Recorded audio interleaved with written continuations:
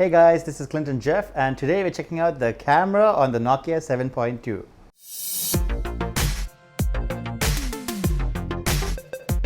Ever since I published my unboxing of the Nokia 7.2, I've been getting a lot of questions about the camera, and it's not really a surprise because Nokia has been really hyping up the camera on the Nokia 7.2. So with that in mind, here's a quick look at a couple camera samples from the Nokia 7.2.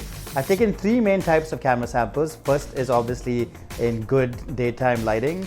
The second is indoor lighting, and the third, which is most important, is the low light or nighttime situation.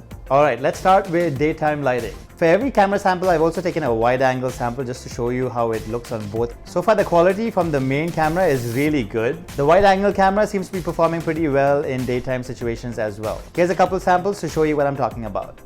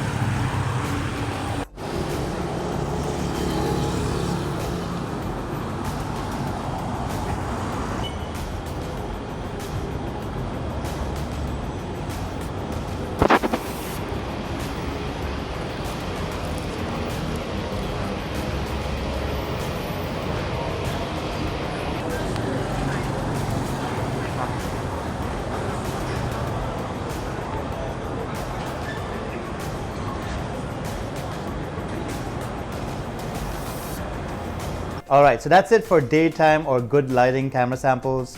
Let's move on to indoor lighting. With indoor lighting situations, the main camera still does a pretty good job, but you can see that the wide angle camera does struggle quite a bit. So I think it's safe to say the lower the lighting situation, the lesser chances that you want to use that wide angle camera. The wide angle camera doesn't have that much detail in low light situations, so I would advise sticking to the main camera. Just to show you what I'm talking about, here's a quick look at indoor camera quality on the Nokia 7.2.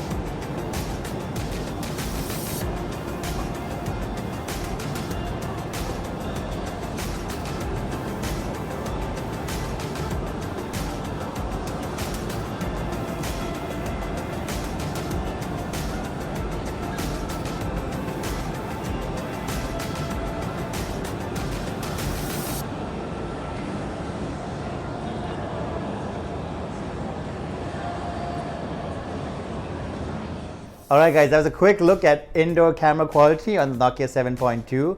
Now let's move on to the most important bit. This is a part where most phones seem to struggle quite a bit. You can see that the Nokia 7.2 does a fairly good job for a phone in its price range in terms of camera quality. The wide angle camera is not so great in low light situations, but the main camera still does a fairly good job. So with that in mind, let's see how this camera handles nighttime photography. Here's a couple nighttime pictures to show you what I'm talking about. To test this out, I actually took it in some very challenging conditions here in Kuala Lumpur. This kind of photo is actually really hard to take even on a proper DSLR. So it's interesting to see the kind of results I got from the Nokia 7.2.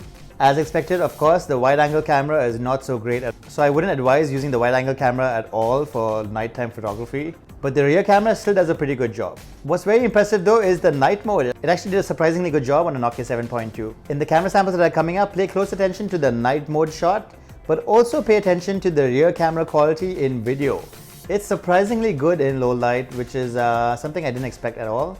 So without further ado, here's a couple camera samples from nighttime photography on the Nokia 7.2.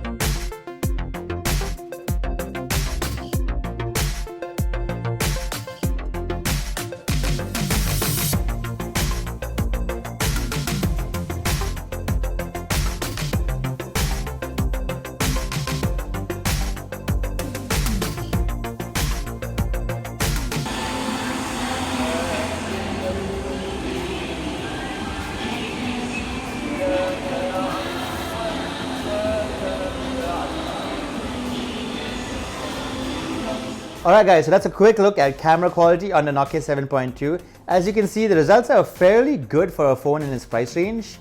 Naturally, with wide angle cameras, you can't really rely on them in low light situations, so that's not really much of a surprise. But the rear camera is actually pretty good.